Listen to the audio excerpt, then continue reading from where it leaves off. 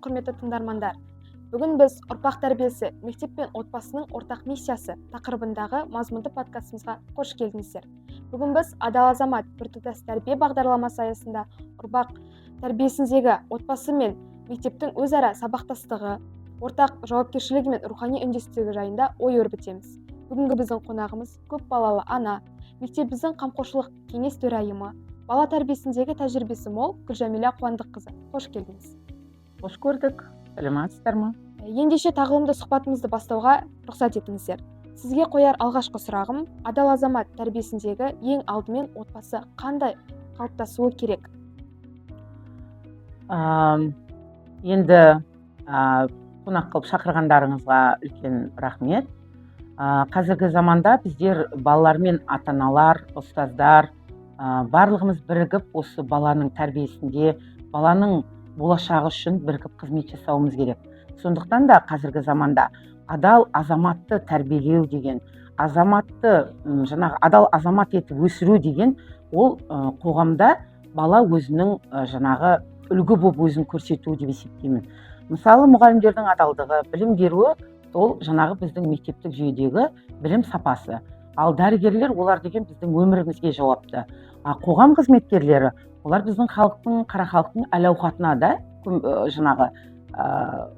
әсер етеді. Ал біздің оқушылардың адалдығы болашағында осы кісілердің орнын басар ұрпақтарымыз дұрыс тәрбиеленіп шығу үшін біз олардың қанына адалдықпен сондай бір үлкен адал азамат болып, жауапкершілігі мол бала болып өсу үшін біз көптеген тәрбиелік жұмыстарды өткізуіміз керек бірігіп.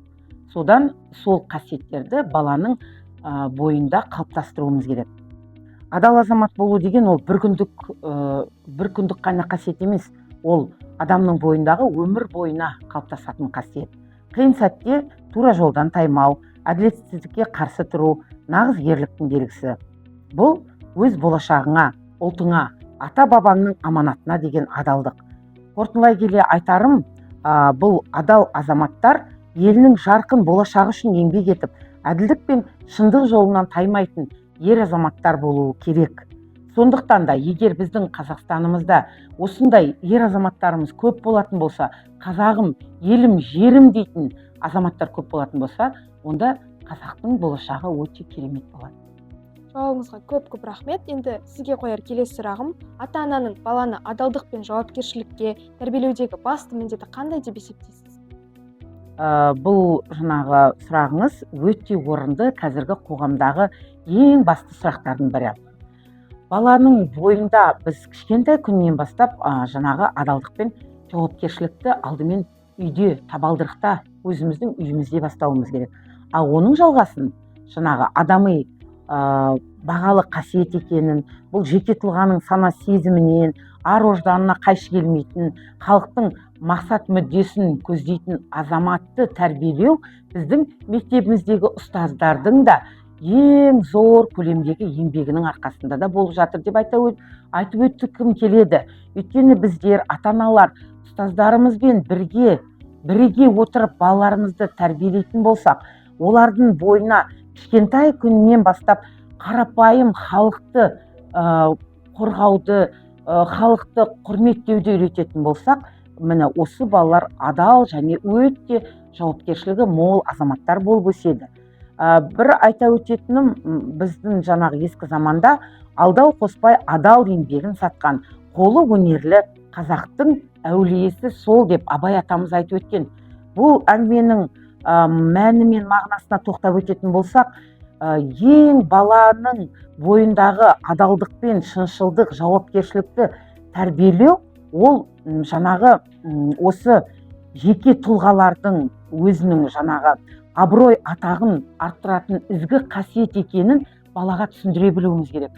Сонда ғана біздің өсіп келе жатқан ұрпағымыз өздерінің бойындағы және өздерінің кіші буынның бойындағы жауапкершілікті тәрбиелеуді өздерінің қолдарына алады. Бұл қазіргі біздің заманымыздағы өте өзекті мәселе болып есептелінеді. Сондықтан да біз барлығымыз бірге отырып, балаларды кішкентай күннен осы мектеп қабырғасынан ұшқанға дейін адалдық пен жауапкершілікке бірге тәрбиелей білейік деп айтқым келеді. Жауабыңыз өте орынды. Тағы бір сұрақ қоя кетсем, үлкенге құрмет, кішіге ізет көрсету халқымыздың қанына сіңген қасиет. Осы құндылықтар баланың азаматтық болмысын қалыптастыруда қандай рөл атқарады деп есептейсіз?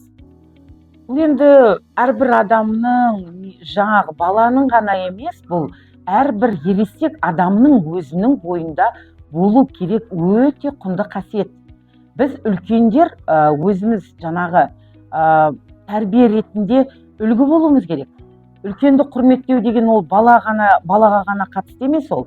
Мысалы, қазіргі заманда балаларды жаңағыдай тәрбиелік мәні зор киноларға апару, қазақ тілінде қазіргі болып жатқан, қазір біз қазақылыққа өте мәнді бере бастадық қой, дұрыс па, тәрбиеге. Сондықтан да сондай орталарда балалармен бірге жаңағыдай әңгіме дүкен құрып, сондай жаңағыдай үлкен көлемде мектеп-ішілік, қалааралық деген сияқты сондай біздер балалармен бірге сондай іс-шаралар өткізуіміз керек. Сол жерде тек қана ол ата-ананың ғана беретін тәрбиесі емес, ол біздің мектебіміздің ұстаздарының беретін, және де қоғамдағы мына үлкен билік басындағы адамдардың да беретін, бүкіл адамға беретін басты мәселесі осы үлкенге құрмет, кішіге ізет. Ол дегеніміз біздің мектебімізде даже мынау жаңағы осы қоңыраулардың ортасында балаларымыз келе жатқанда мысалы өзінің мұғалімін ғана, өзінің ұстазын ғана таниды да. Сондықтан да бірінші сыныптан бастап біз балаларды үйде де мектепте де өзіне сабақ бермейтін пән мұғалімдерін құрметтеу. Жаңағы осы мектептегі үлкен сыныптағы балаларды аға ретінде, өзінің апасы, әпкесі ретінде жаңағы құрметтеуді біз үйден бастап үйрететін болсақ, онда біздің мектебіміздің де тәрбиелік жаңағы үлкен мынау қоғамда өзінің орын алатын мектеп болуына біз осылай баланың жаңағы балаға қалыптастыруымыз керек осы тәрбиені. Сондықтан да біз өзімізден бастауымыз керек. Алдымен біз өзіміз үлкенді құрметтеуді білсек, кішіге ізет етуді білетін болсақ, балаларымыздың барлығы сол қалыпты бізден үйренеді. Оның ешқандай бұл заманда қиындылығы жоқ. Дұрыс айтасыз. Ал енді келесі сұрағымызға келетін болсақ, ұлттық киім мен ұлттық стильде мектепте насихаттаудың маңызы неде деп ойлайсыз? Қазақы ұлттық киімдерді, сіз соны айтып отырсыз ғой. Иә, бұл біздің қазіргі заманымызда қазақылықты жаңағы өзіміздің ұлттық дамуымыз дейміз ғой, рухымыздың биік болуы деген жаңағы басқа мемлекеттер арасында қазақтың мен қазақпын деп көрсететін өзінің бір жеке стилі болу керек деп ойлаймын. Сол себепті біздер жаңағы мәдениетке бейімдегенде мысалы балаларды бастапқы жаңағы көңілді біз балалардың қазақы жаңағыдай ұлттық нақыштағы киімдерді ұнатуын біз олардың қанына сіңіруіміз керек деп ойлаймын. Неге десеңіздер, біздің осы күнге дейін қазақ болып қалуымыз, қазақтық жаңағы өзіміздің ұлттығымызды ұстап қалуымыздың басты бір себебі аталарымыздың заманында ертеректе қазақтың ұлттық киімдерін өте сондай бір жаңағы өздері бір сондай мәдениетіміз деп білген да ол кісілер. Сондықтан да қазіргі кезде қарап отырсақ, қазақтың ұлттық киімі әртүрлі стильде шығып жатыр да. Соны біз өзіміздің мектебімізде 2026 жылдан бастап қазақы нақышта киюді өзіміздің президентіміз Қасым-Жомарт Тоқаев бастап айтқан өзінің бір конференцияда айтып өтуіне байланысты, қазір біздің қаламызда облыс деңгейінде қазақы киімді балаларға кішкентай күнінен дәріптеуді үйретіп жатырмыз. Ол үшін біздер ұстаздармен бірге отырып, өзіміздің осы 16-шы орта мектептің өзінде балаларымызды қазақы нақышта киіп, алда өздеріңіз білесіздер, Наурыз мерекесі келе жатыр. Ол біздің қазақтың ұлттық мерекесі. Сол мерекеге дейін әр дүйсенбіде және де әртүрлі біздің балаларымыздың қатысып жатқан олимпиадаларында біз қазақы нақышта киінетін болсақ, онда біздің балаларымыз кішкентай күнінен бастап қазақтың өзінің мемлекетін қорғау, өзінің тілін, дінін, өзінің рухын қорғауды кішкентай күнінен бастап біз жаңағы баланың қанында қалыптастыруымыз керек. сол себепті мен қазақылық нақышқа өте қолдаймын.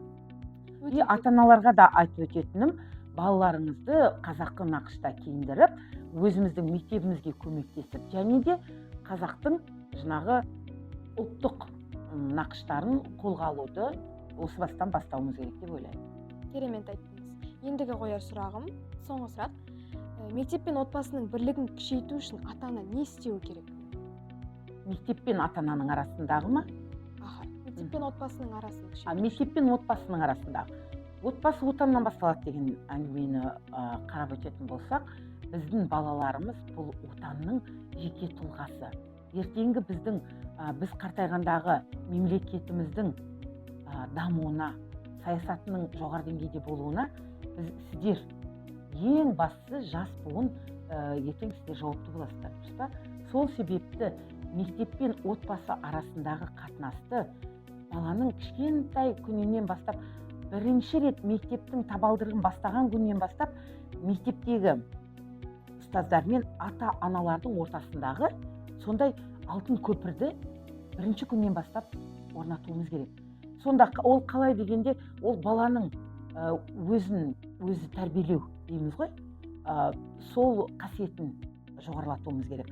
Әрі жаңағы әр отбасы өзінің мектепке берген баласының басына байланысты жауапкершілікті жақсы деңгейде көтеретін болса, онда біздің ұстаздарымыздың да жұмысы жеңілдер еді. Бізде былай ғой, баланы мектепке бердік, баланы мектеп тәрбиелеу керек деген теріс ұғым бар. Олай емес.